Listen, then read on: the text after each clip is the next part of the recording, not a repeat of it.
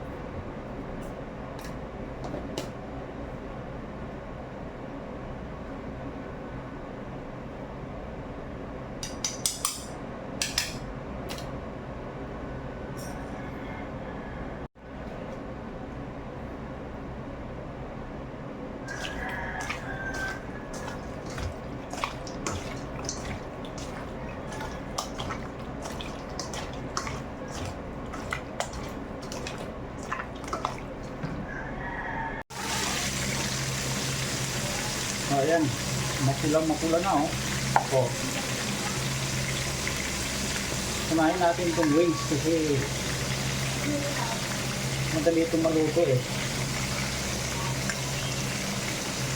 Wala nga sa ipot-ipot, pero pwede nito isaw-saw kahit sa mangkumas.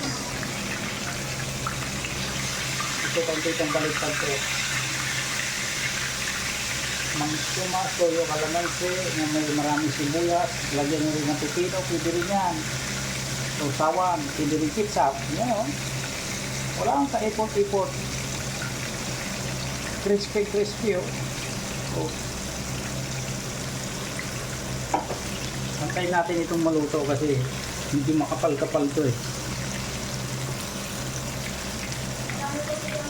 Dahan-dahanin muna natin ang ating